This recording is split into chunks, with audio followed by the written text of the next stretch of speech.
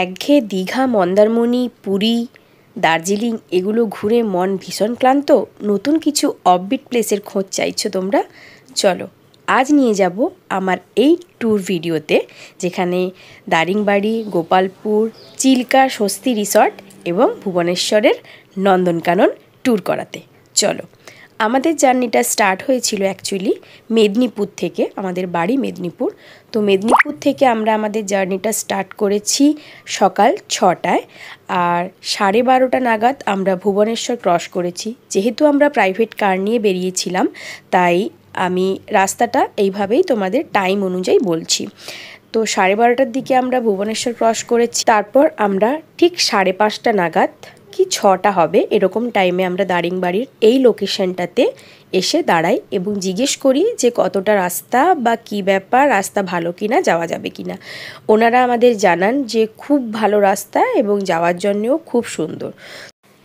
তো আমরা এবার সুন্দরভাবে জার্নিটা স্টার্ট করলাম পাহাড়ের রাস্তার। তো দেখতেই পাচ্ছ দূরে পাহাড়। তো আমরা কিন্তু পাহাড় দিয়েই যাওয়াটা স্টার্ট করেছি। তো আমরা অনেকগুলো রিসর্ট দেখেছিলাম ইউটিউবে, বাট আমাদের এই ইউটোপিয়া রিসর্টটা বেশি পছন্দ হয়েছিল। ইউটোপিয়া রিসর্ট পার ডে আমরা যেটা পে করেছিলাম সেটা হচ্ছে 4000, আর সঙ্গে ট্যাক্স ছিল, আর ব্রেকফাস্ট ছিল কমপ্লিমেন্টারি। তো তোমাদের ভিউটা দেখিয়ে নিলাম কেমন। দারুণ একটা পরিবেশ এবং অনেকটা এরিয়া জুড়েই ছিল আমাদের ইউটোপিয়া রিসর্টটা। আমরা ছিলাম একদম টপ অফ দ্য হিলে। তো আমরা যেহেতু সন্ধেবেলা বা 7টা নাগাদ পৌঁছেছি, তাই তোমাদের রাতের ভিউটাই দেখাচ্ছি। আর প্রথমে দেখিয়ে নিই চলো আমাদের রুমটা। তো রুমটা 2 রাত বা 1 রাত থাকার জন্য দারুণ। খুব সুন্দর একটা ডাবল বেডও আছে, যেহেতু মায়াঙ্ককে নিয়ে গেছিলাম, তো বাচ্চা নিয়ে যাওয়ার জন্য কমফোর্টেবল একটা বেড। আর বাথরুমটাও খুব সুন্দর, গিজারও আছে বাথরুমে। আর এই যে রুমের ভিউ, এটা হচ্ছে রাত্রেবেলার ভিউ, যেটা খুবই সুন্দর। এবং আমরা মেদিনীপুর থেকে যেদিন গেছিলাম 2024 নভেম্বরের 7 তারিখ। তো আমরা মেদিনীপুর থেকে একদিনেই যেহেতু দারিংবাড়ি পৌঁছেছিলাম, তাই ওয়েদারটা গরম থেকে একদম প্রচণ্ড ঠান্ডা পেয়ে গেছিলাম।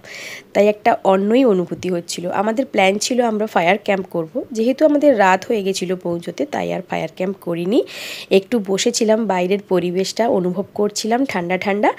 আর এই যে আমরা কিছু চাইনিজ ডিশও অর্ডার দিয়েছিলাম, ডিনার কমপ্লিট করলাম। নেক্সট ডে সকালবেলা এই যে তোমাদের দেখাই, রুম থেকে ব্যালকনি আছে, যেটা থেকে পেছনের ভিউতে এই যে খুব সুন্দর সবুজে ঢাকা পাহাড়, আর সবুজের মধ্যেই পুরো একদম ঘেরা রিসর্টটা। আর এটা হচ্ছে সামনের ভিউ রুম থেকে, যেটা দেখিয়েছিলাম রাতের বেলার ভিউটা, ওটা দিনের বেলার ভিউ। সামনেও দেখছো পাহাড়ে পুরো ঘেরা আর সবুজে ঘেরা। সকালটা ভীষণ ভালো লাগছে। আর এদের এখানে সুইমিং পুলও আছে। তো যেহেতু প্রচণ্ড ঠান্ডা পেয়েছিলাম, তাই আর সুইমিং পুলে স্নান করার কথা ভাবিনি। আর আমাদের প্ল্যানও অনেক কিছু আছে।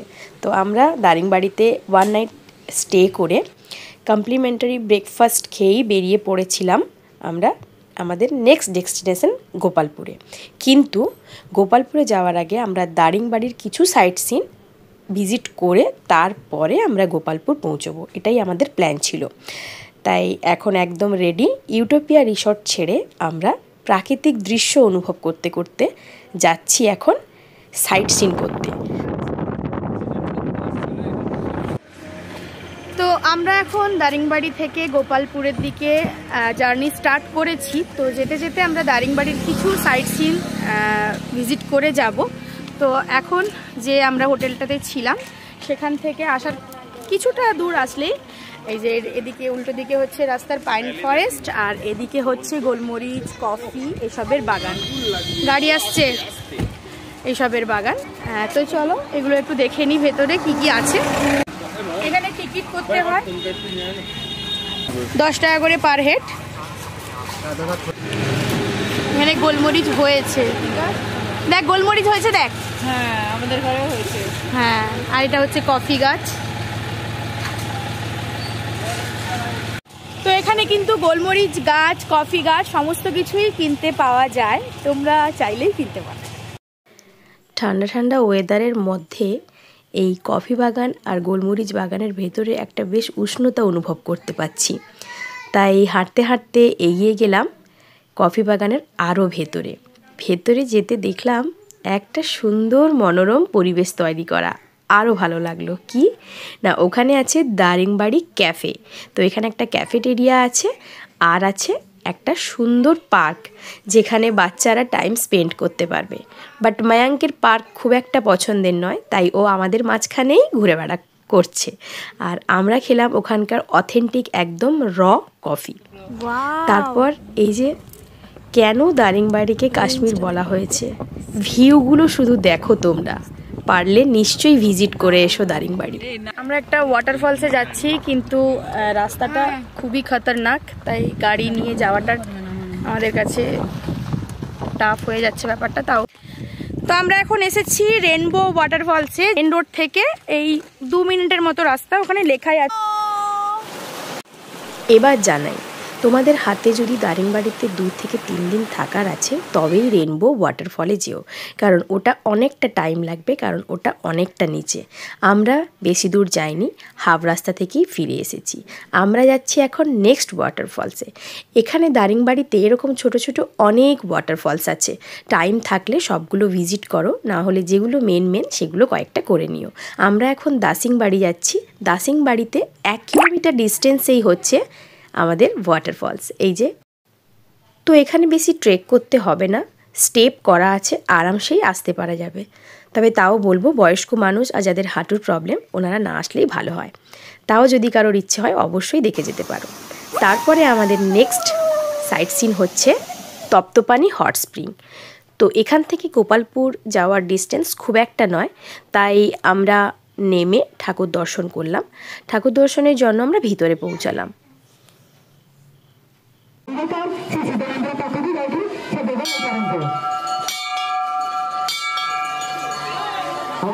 তো এখানে ঘিয়ের প্রদীপ জ্বালানো হয়, আর এই যে এটাই হচ্ছে উষ্ণ প্রসবন। এখানে পুরো ফুটন্ত জল, আর ঠাকুর আছেন ওখানে। তারপর আমরা পৌঁছালাম গোপালপুরে। গোপালপুর রিসর্টে আমাদের কিন্তু রুম বুক করা ছিল না, আমরা গিয়েই রুম বুক করেছি। তো এই রিসর্টটা আমরা ইউটিউবে দেখেছিলাম। তো চলো তোমরা এখন রুম ট্যুরটা করে নাও। রুমটা খুবই সুন্দর, এখানেও ডাবল বেডের একটা রুম, বেশ বড়ই রুম, 1 রাত বা 2 রাত থাকার জন্য এনাফ। আমরা এখানে 2 রাত থাকবো। আর বাথরুমটাও খুবই ভালো, গিজার আছে যেমন থাকে বাথরুমে। তো পার নাইট 2700 করে আমাদের এই রুমের ভাড়াগুলো পড়েছিল। আর রুম থেকে বিচের ডিস্টেন্স 1 মিনিটেরও নয়। হোটেল থেকে বেরোলেই এই যে মেন রোডের ওপাশে হচ্ছে বিচ, আর এখানেই পুরো মার্কেটটা। আমরা একদম মার্কেটের মধ্যেই গোপালপুর রিসর্টটাতে ছিলাম। তো এখানকার রুমগুলো হয়তো আমরা সি ফেসিং পেতাম, কারণ যেহেতু রাত করে ঢুকেছি তাই আর টাইম হাতে ছিল না, বা কারোর এনার্জিও ছিল না যে গিয়ে কয়েকটা হোটেল দেখব। যেহেতু গোপালপুর রিসর্টটা রিসেন্ট, মানে প্রায় 1.5-2 বছর মতো হলো ওপেন হয়েছে, তাই ওটা এখনও বেশ সুন্দর, পরিষ্কার পরিচ্ছন্ন, বেশ ভালোই লাগলো দেখে। আমাদের একজন ব্রোকার নিয়ে গেছিলো। এখানে এরকম অনেক ব্রোকার থাকেন যারা আপনাদের হেল্প করবেন। তো আমরা যেহেতু খোঁজাখুঁজি করছিলাম হোটেল, তো উনি জিজ্ঞেস করলেন যে হোটেলের দরকার আছে কি না। তো আমরা হ্যাঁ বললাম। তো উনি আরও কয়েকটা হোটেলে নিয়ে গেছিলেন, বাট আমাদের এই গোপালপুর রিসর্টটা খুব ভালো লেগেছে। তোমরাও এসে এখানে থাকতে পারো। তো চলো এখন বিচের ভিউটা এনজয় করি।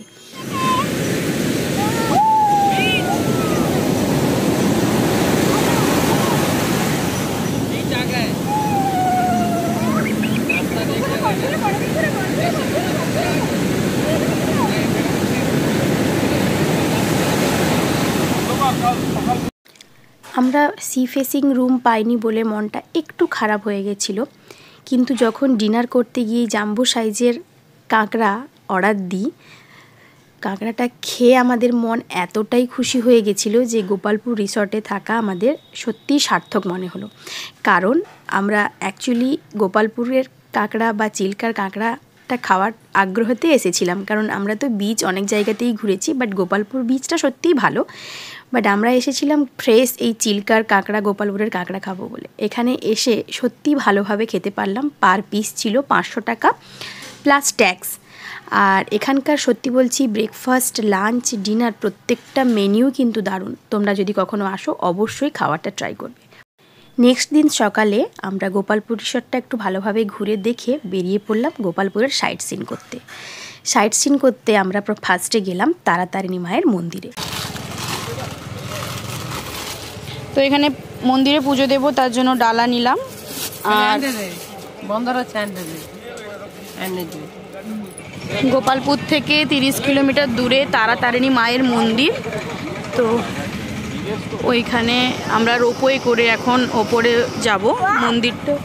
মন্দিরটা পাহাড়ের ওপরে, তাই রোপওয়ে করে যাব।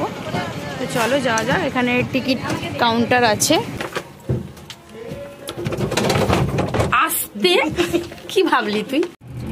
খোলামেলা রাখলে হাওয়াটা উঠুক। হ্যাঁ, আমরা এখন রোপওয়ে করে উঠছি, তারাতারিণী মায়ের মন্দিরে যাচ্ছি।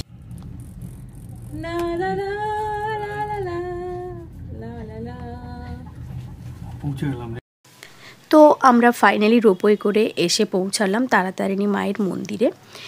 তো এখানে কিন্তু মানুষের থেকে অনেক বেশি পরিমাণ হনুমান আছে, বিভিন্ন রকমের হনুমান আছে। খুব সাবধান, ব্যাগ, পার্স, মোবাইল প্রত্যেকটা জিনিস খুব সাবধান, এমনকি নিজেরাও সাবধান। কারণ আমরা দুজনেই এই হনুমানদের আঁচড় খেয়েছি, ঠিক আছে? ওটার শর্টস দেওয়া আছে আমার শর্টস ভিডিওগুলোতে, তো তোমরা দেখে নেবে। তো এখানে তারাতারিণী মায়ের মন্দিরের এরিয়াটা বিশাল বড় এবং দারুণ। সাইড থেকে ভিউটা যা লাগছে দেখতে। তারপর চারিদিক মন্দিরের ঘুরে দেখলাম আর পুজো দিলাম ভেতরে। ভেতরে তো মোবাইল অ্যালাউ করে না, তাই তোমাদেরকে আর মায়ের মুখটা দেখানো হলো না। তো আমরা খুব ভালোভাবে পুজো দিয়ে তারাতারিণী মায়ের মন্দির থেকে এবার রোপওয়ে করে আবার নিচে নেমে এলাম।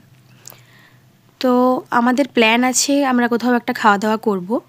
ওই আমাদের গোপালপুর রিসর্টের কাছেই আছে এই লাইট হাউসটা। লাইট হাউসের কাছেই আছে স্টোরি লাইন ক্যাফে, একদম লাইট হাউসের কাছে।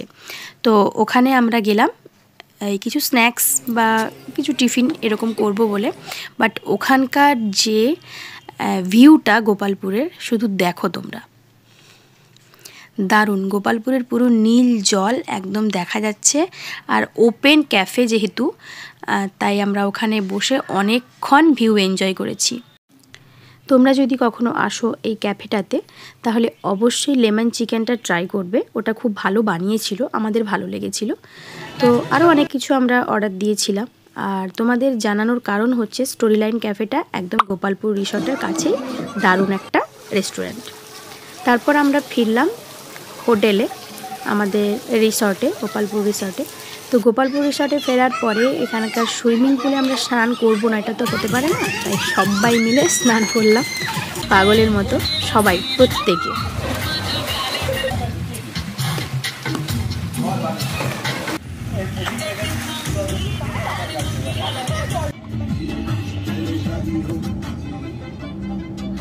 তো দুদিন আমাদের গোপালপুর রিসর্টে থাকা কমপ্লিট। গোপালপুর থেকে এখন আমরা বেরিয়ে এসেছি চিল্কায়। চিল্কায় এই রিসর্ট, স্বস্তি রিসর্টটা জাস্ট অসাধারণ একটা রিসর্ট। এ একাই যথেষ্ট একটা 4 দিনের বা 2 দিনের ট্যুরের জন্য এই জায়গাটা। এখানে রিসর্টটা এত বড় জায়গা জুড়ে, আর এর পাশেই হচ্ছে চিল্কা, একদম গায়ে লাগা চিল্কা। সমস্ত কিছুই তোমাদের সঙ্গে শেয়ার করব। তো আমরা তারপর নেক্সট ডে সকালবেলা পৌঁছালাম স্বস্তি রিসর্টে, যেখানে একটা ওয়েলকাম ড্রিঙ্ক আর ঝিনুকের মালা কিছু ফুল দিয়ে আমাদের একটা ওয়ার্ম ওয়েলকাম করলো, যেটা দেখেই আমরা ভীষণভাবে খুশি হলাম। তারপর পুরো একদম বাগান, মানে জঙ্গল যাকে বলে, জঙ্গলের ভেতর দিয়ে আমাদের রুমে পৌঁছলাম। সত্যি বলছি, স্বস্তি রিসর্টে যারা গেছো ওরা জানো কতটা এনজয় করা যায় এখানে গেলে। আর আমরা এসেও দারুণ এনজয় করলাম। রুমটা দেখো, রুম থেকে পিছনের ভিউটা দেখছো, জঙ্গল আছে, আর জঙ্গলের সেদিকে আছে সুইমিং পুল, ক্লিয়ার দেখা যাচ্ছে না, আর তার পেছনে পুরো চিল্কা। তো সমস্ত কিছু পরপর তোমাদের সঙ্গে শেয়ার করব। স্বস্তি রিসর্টে পার নাইট রুম ভাড়া ছিল 6,500 করে প্লাস ট্যাক্স।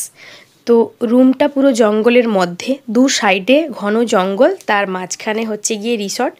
অনেক কটা রিসর্ট আছে, তো আমরা এই রুমটাতে ছিলাম, যার বাথরুমটাও ছিল লাক্সারি আর বেডরুমটাও ছিল লাক্সারি।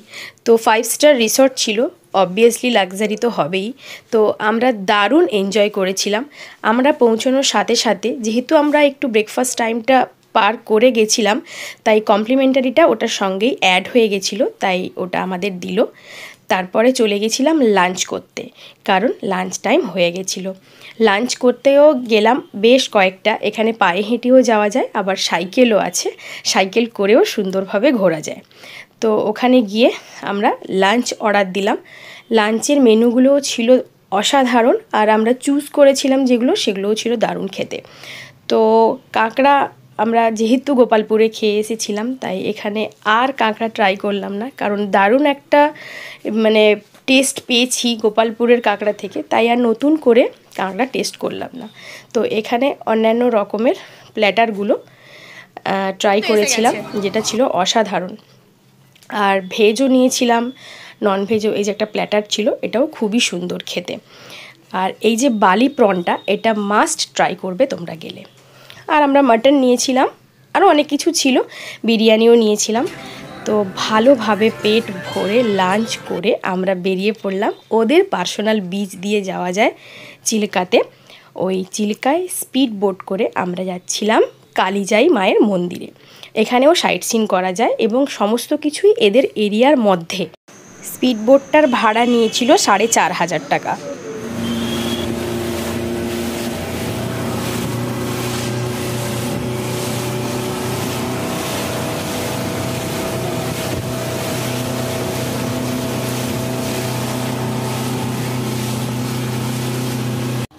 সব চলে। অবশেষে আমরা কালিজাই মায়ের মন্দিরে এসে পৌঁছালাম। এখানে অনেক কটা দোকান আছে, খাবারের দোকান, এমনকি পুজো দেওয়ার সামগ্রীও এখানে কিনতে পাওয়া যায়। তো যদি কেউ কালিজাই মায়ের মন্দিরে এসে থাকো, অবশ্যই এখানে পুজোর জিনিস কিনে পুজো দিতে পারবে। তো মোবাইল অ্যালাউ করে না, তাই তোমাদের আর মায়ের মুখটা দেখাতে পারলাম না, কিন্তু চারিদিক যেহেতু আমরা ঘুরে অনুভব করেছি, দেখেছি, তাই তোমাদের সঙ্গে সেটা শেয়ার করলাম। অপূর্ব মনোরম এক দৃশ্য দেখলাম। ফেরার সময় সূর্য অস্ত যাচ্ছে।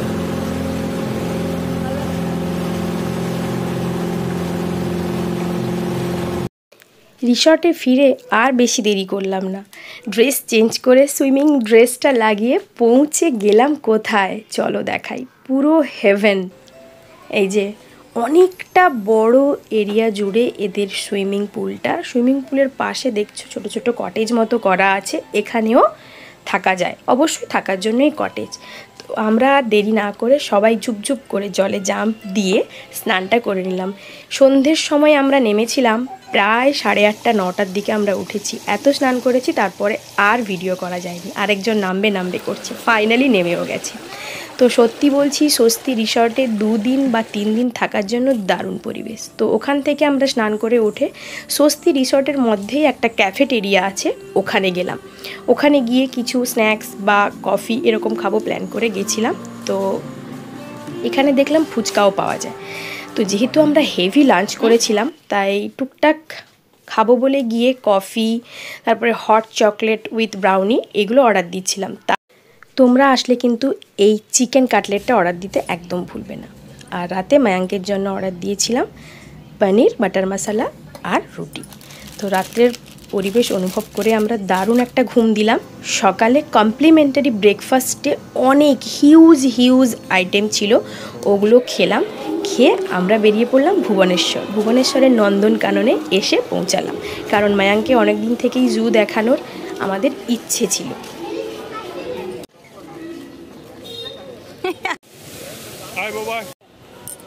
তো এই ব্যাটারি গাড়িটা আমরা ভাড়া নিলাম, তারপর এগিয়ে গেলাম জঙ্গলের মধ্যে। এর হেয়ার স্টাইলটা জাবরাদের মতো।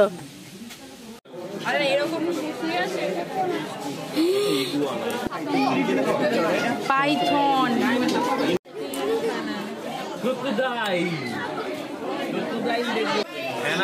দেখো, চোয়াল ভাঙা। ভালো করে দেখেন, দেখ কুমির ক্রোকোডাইল। এইখানে দেখ।